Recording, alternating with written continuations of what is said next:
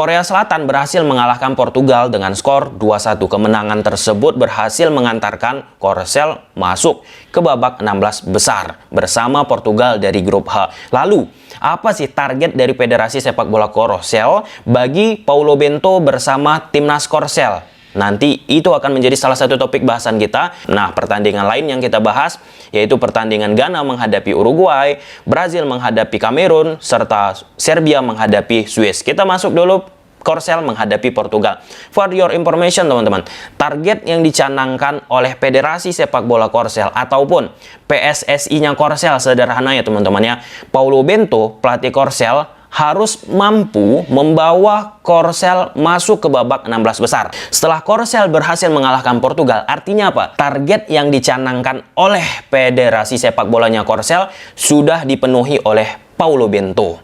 Terlepas apapun nanti hasil dari Korsel di babak 16 besar. Kita bicara target teman-teman. Kenapa Federasi Sepak Bola Korsel menargetkan hanya sampai 16 besar? Apa parameternya? Nah, salah satunya dari skuad yang dimiliki oleh timnas Korsel. Nah, kalau kita bicara Jepang misalnya, Federasi Sepak Bola Jepang targetnya untuk Jepang apa? Targetnya mampu masuk ke 8 besar. Parameternya apa? Skuad yang dimiliki oleh Jepang itu sendiri teman-teman. Banyak banget Jepang pemainnya bermain di luar negeri, bukan hanya bersama tim kaleng-kaleng, ada juga bersama tim yang memang menjadi salah satu tim yang diperhatikan di benua Eropa teman-teman. Jadi setiap federasi itu memiliki target. Jadi kita pun belajar. Kita lihat kapasitas, realistiskah target tersebut terhadap misalnya timnas Indonesia. Nah, kalau kita perhatikan hampir rata-rata teman-teman ya, kecenderungan di garis bawahi, kecenderungan kalau Indonesia mengikuti turnamen A, B, C, D, E harus juara. Kita pun kembalikan. Lihat, ambil contoh dari timnas Korsel, timnas Jepang. Mereka presisi mengukur bagaimana kemampuan dari timnas ataupun skuad yang mereka miliki. Dan itu terjadi bagi Korsel di pertandingan ini yang mampu mengalahkan Portugal dan meloloskan dirinya ke babak 16 besar. Sebagian orang karena Korsel sudah mampu masuk ke 16 besar, mungkin di Indonesia juga ada keinginan untuk bisa terus Korsel maju ke babak-babak selanjutnya teman-teman. Itu nggak salah, tetapi kita bicara target dari suatu federasi. Karena mungkin saja ketika Korsel nanti dibantai oleh Brazil di babak 16 besar, omongan A, B, C, D, E bertebaran lah. Salah satunya mungkin benua Asia lebih bagus main badminton daripada sepak bola dan lain sebagainya. Kita kembalikan ke konteks target dari masing-masing federasi teman-teman. Apa yang dilakukan oleh Jepang, Korsel, Australia teman-teman salah satu yang membuatlah ya menjadi bahan omongan di stakeholder sepak bola teman-teman. Oke, kita bicara dari sisi teknis permainan. Portugal di atas kertas pakai 4-3-3 sedangkan Korsel pakai 4-2-3-1. Bagi aku, ketika kita melihat permainan Portugal, hati-hati udah pasti yang pertama teman-teman, karena mereka ya imbang aja nggak ada pengaruh, kalah pun nggak ada pengaruh di pertandingan ini. Tapi lebih hati-hati menjaga performa, menjaga kepercayaan diri pemain yang sudah dimiliki oleh Portugal dengan 2 pertandingan terakhir menang. Yang kedua, Portugal seperti pertandingan-pertandingan sebelumnya, mereka memang menguasai bola, dominasi terhadap bola tuh oke lah teman-teman ya, beberapa momentum, tetapi mereka bermain ya kalau bisa nggak usah passing ke depan progresif, passing ke area-area aman aja, ke pemain-pemain yang tidak diganggu. Itu yang terjadi. Yang ketiga teman-teman, Portugal mencoba membangun serangan dari sektor tengah. Menurut aku nggak ada kreativitas yang muncul bagi Portugal juga. Coba beberapa momen Neves ditarik ke bawah sebagai Salida Volviana, masuk di antara 2 center back dari Portugal teman-teman, untuk menambahkan jumlah pemain di belakang agar sirkulasi bola build up itu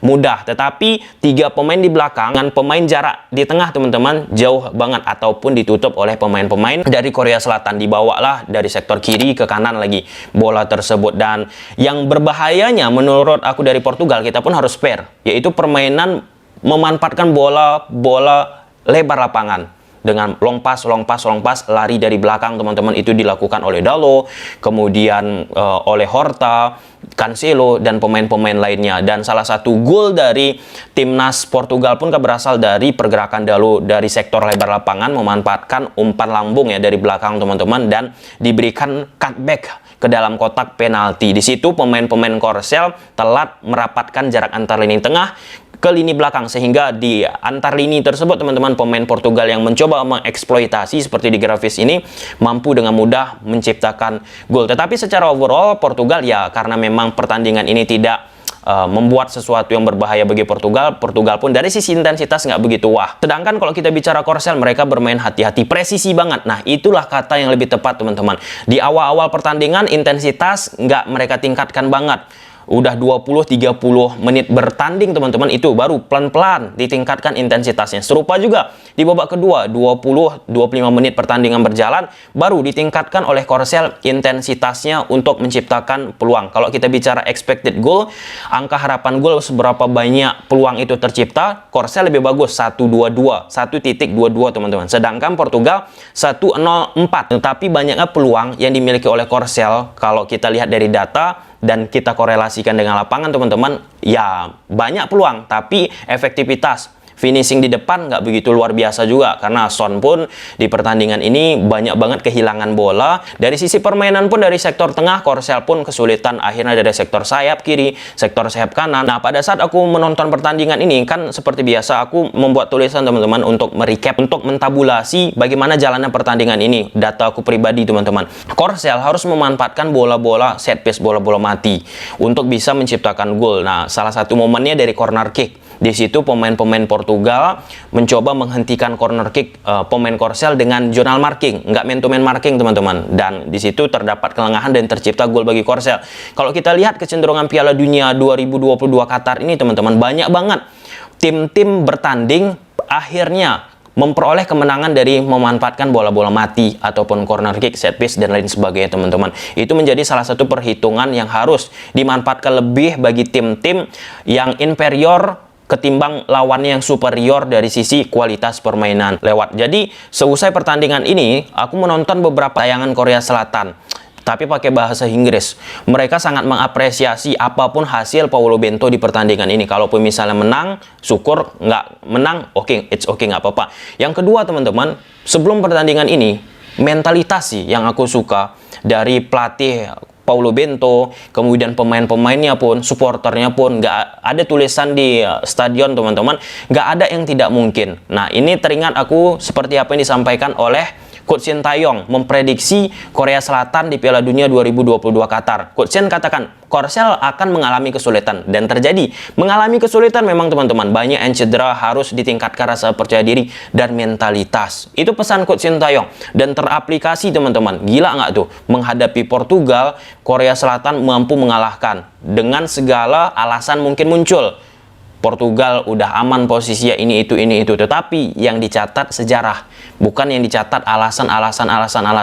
Ya, nyatanya skor 2-1 teman-teman. Nah, kemudian selama Piala Dunia ini memang yang menarik kalau kita lihat mentalitas yang dimiliki tim-tim yang inferior. Coba teman-teman perhatikan, Maroko, Ghana, Kamerun, semua tim lah. Mentalitas yang pertama berbeda banget dengan tim-tim yang tidak lolos Piala Dunia teman-teman. Makanya nggak heran tim-tim tersebut mampu lolos di Piala Dunia karena mentalitas yang mereka miliki udah luar biasa. Contoh, kita singgung pertandingan lainnya teman-teman ya. Kamerun menghadapi Brazil.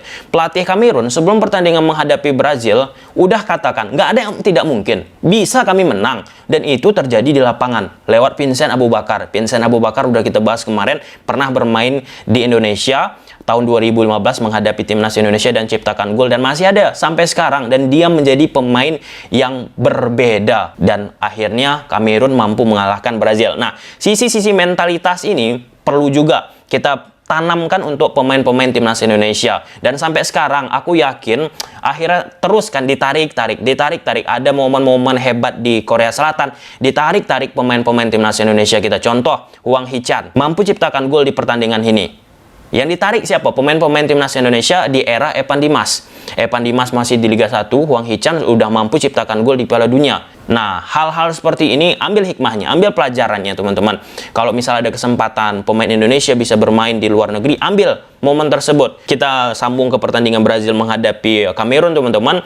Di pertandingan ini yang aku suka dari Kamerun, mereka jujur, secara kualitas individu mungkin mereka kalah, tapi mereka mampu menyiasati hal tersebut dengan bermain kasar.